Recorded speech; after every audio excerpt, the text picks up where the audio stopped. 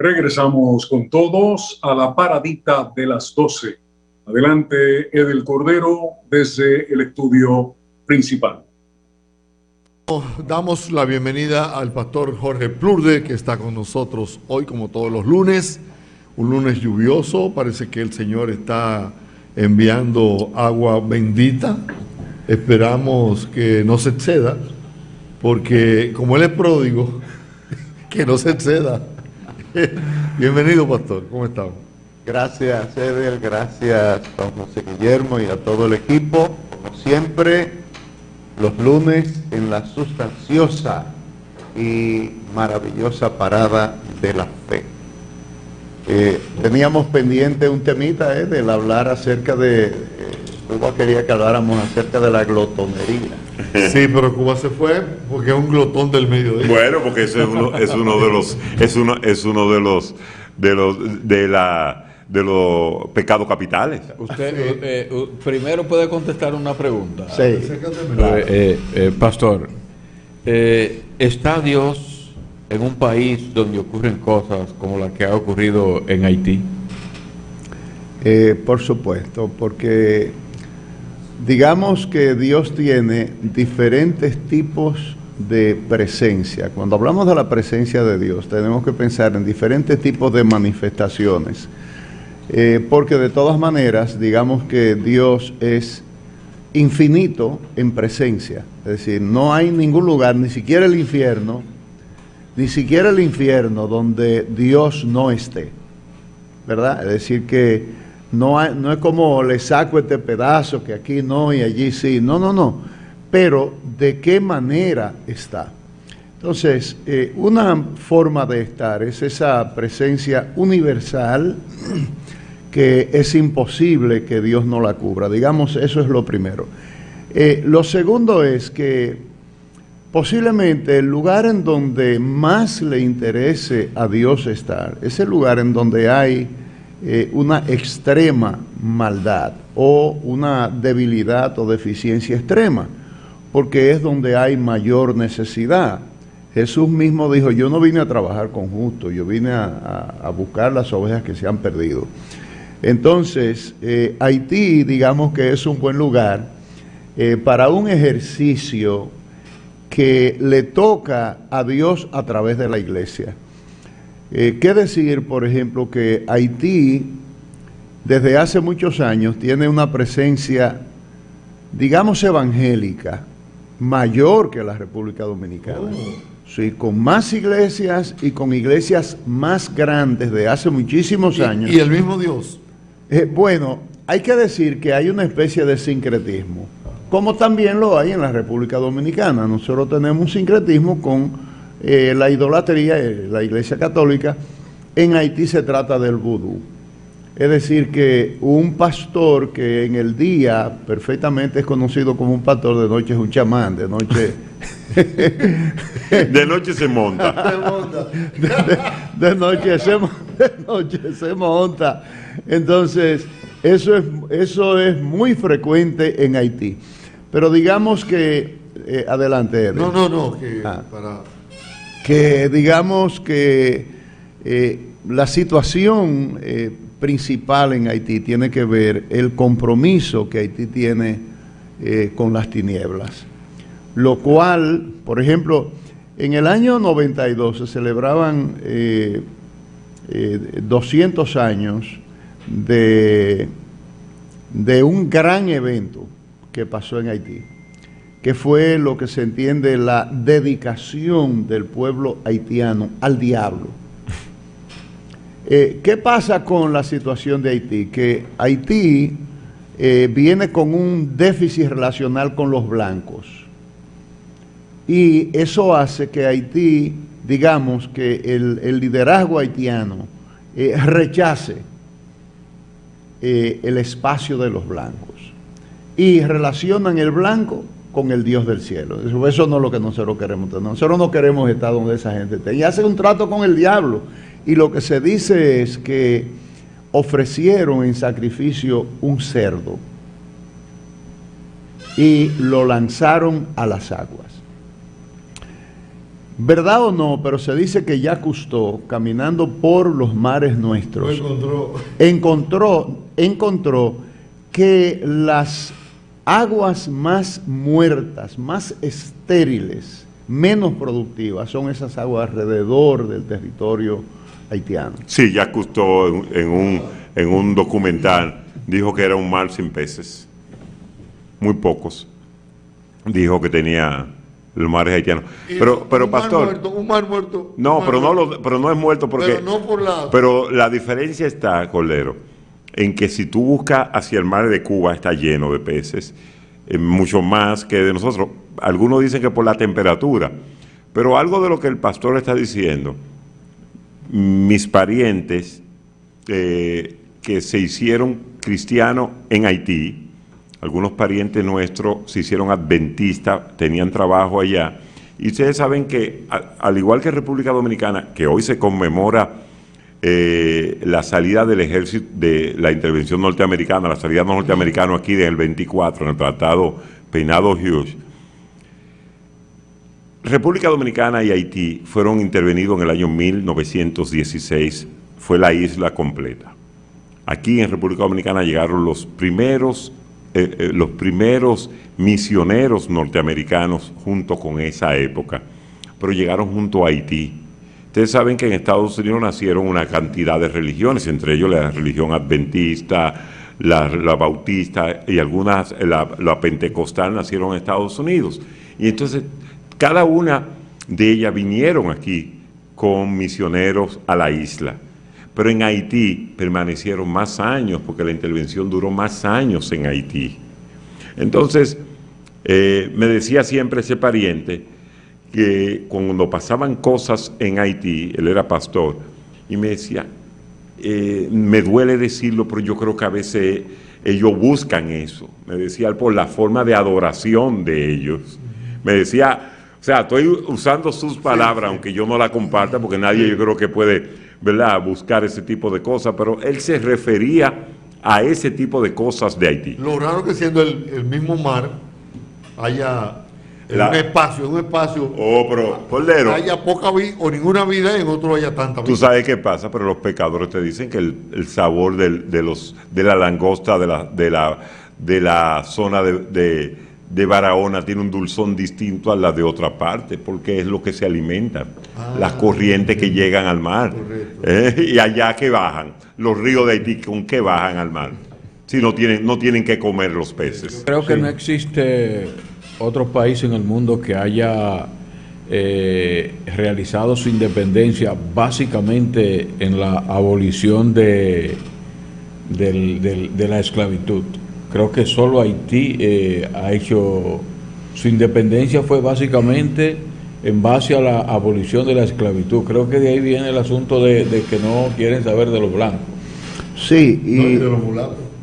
de los mulatos. Pero debo decir también que como una continuación de esos procesos y esos pactos, cuando tuvimos la toma de posesión de Jean-Bertrand Aristide, pudimos ver en la televisión cómo se hizo un espacio para que una sacerdotisa del vudú fuera a ungir en la televisión delante de los diplomáticos a Jean-Bertrand Aristide. Un acto de mucho compromiso, ¿verdad? Porque llevar a estos señores diplomáticos que seguro que no entendieron en principio ese fenómeno, a participar de un servicio de vudú en medio de la toma de posesión de un hombre que había sido o es sacerdote católico, porque el sacerdocio católico no perime, ¿verdad? Tú puedes entrar en algún tipo de disciplina, pero él es un sacerdote católico y él permite que se ejecute sobre él un acto de esa naturaleza. Eso habla de los compromisos que tiene Haití con las tinieblas. Por decir algo, cualquier persona puede hacer un acto, pero cuando lo hace el presidente del país, compromete la nación. Claro. Porque él es, como quiera que sea, el representante de la nación. Entonces, eso hace que Haití esté bajo situaciones espirituales muy especiales, muy especiales. Y en la historia se ve que las naciones que han hecho pactos con el diablo son naciones que exhiben una situación de calamidad, de miseria, superior a la de cualquier otra nación. Que en el caso de Haití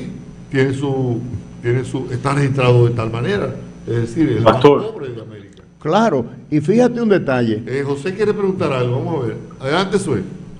Sí, mi saludo al pastor. ¿Es en sí la celebración del vudú un acto de negación de la existencia de Dios? ¿Lo creen los haitianos o una buena parte de su población de esa manera? ¿Lo entienden así?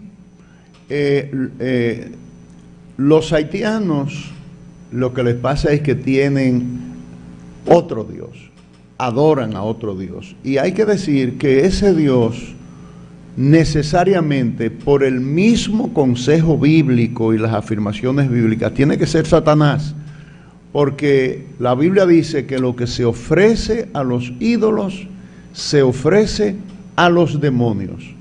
Y sabemos que el mundo espiritual tiene fundamentalmente dos vías, o estamos con la luz, estamos con las tinieblas.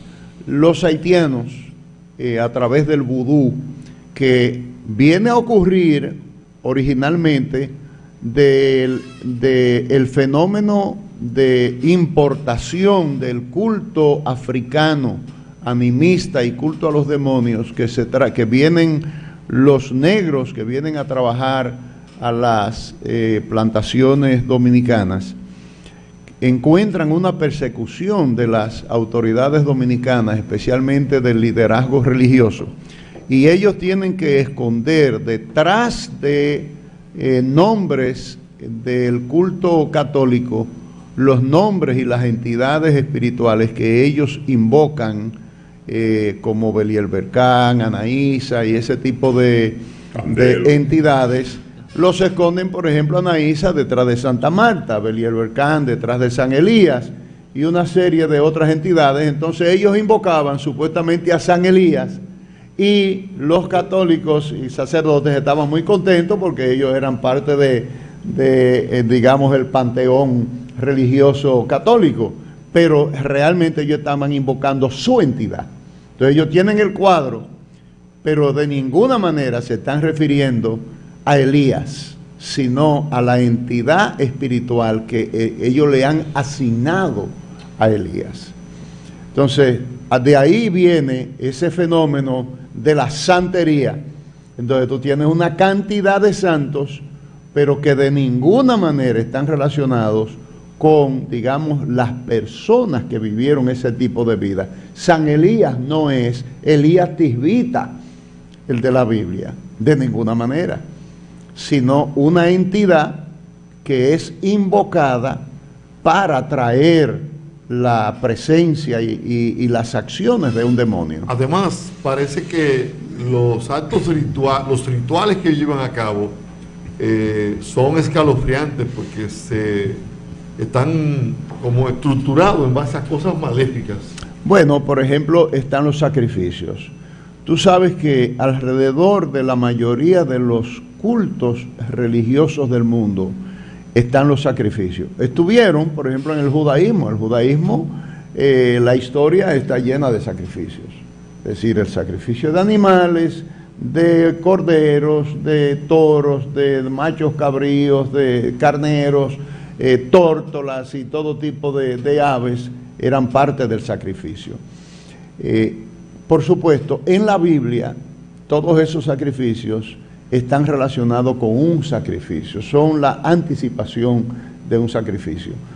En el caso, por ejemplo, de dioses falsos, como por ejemplo Quemos, que exigía el sacrificio de niños, que se le ofrecieran niños en un horno, que los quemaban, los pasaban por fuego.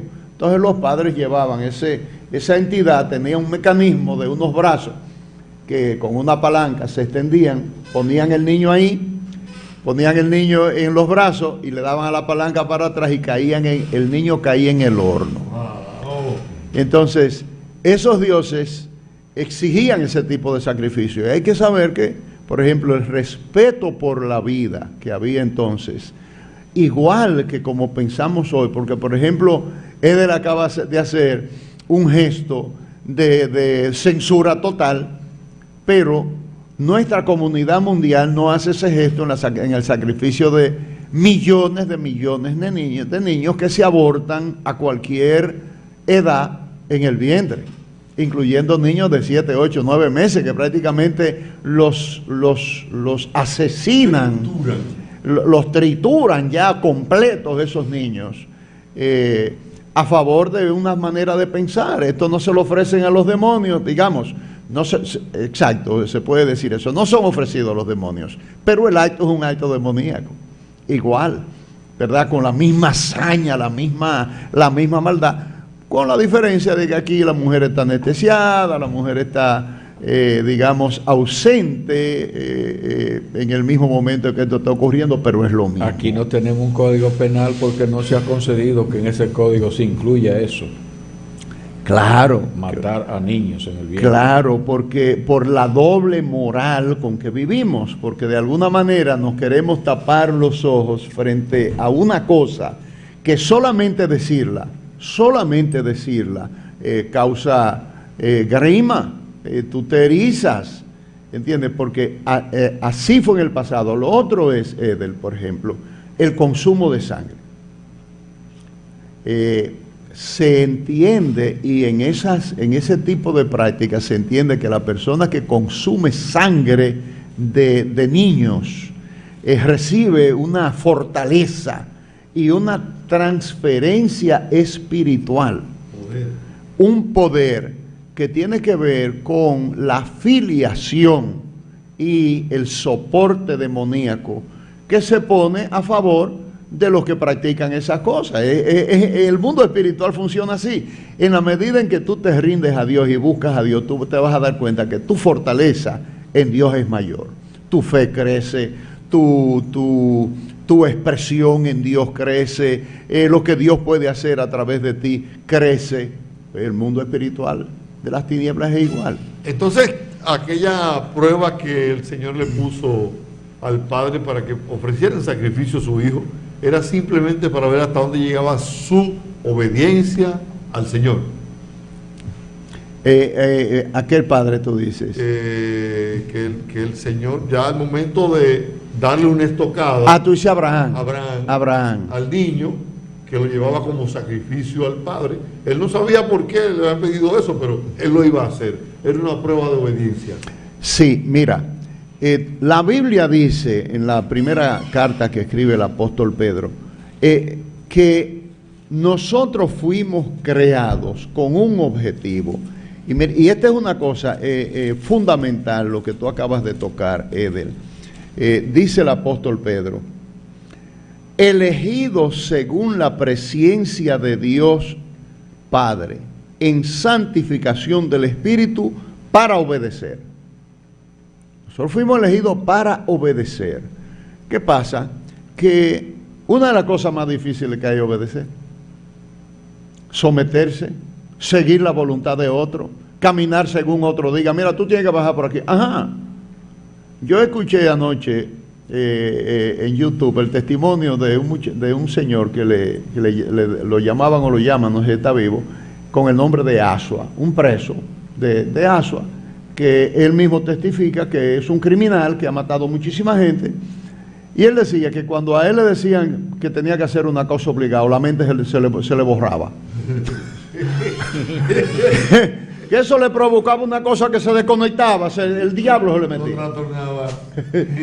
Y entonces, ¿qué quiere decir eso? Bueno, de Jesucristo dice la Biblia que tuvo que aprender la obediencia. Y es curioso, ¿verdad? Porque digamos que Jesucristo no tiene por qué obedecerle a nadie, porque Él es el que manda, Él es el tope. Entonces, para el tope obedecer tiene que aprenderlo, no sabe lo que es eso. Pero todos nosotros fuimos creados para obedecer. A la gente no le gusta obedecer. Entonces, una gran prueba de fidelidad para el hombre va a ser la obediencia. Dios probó a Abraham, que es el padre de todos los creyentes. Y sin fe, sin obediencia, Edel, es imposible tener una relación con Dios. Imposible. Porque parte de la cosa es que Dios no tolera la competencia de otros dioses, que es lo que se llama idolatría. Y entonces hay un Dios en cada hombre. Cada hombre tiene su adoración por sí mismo.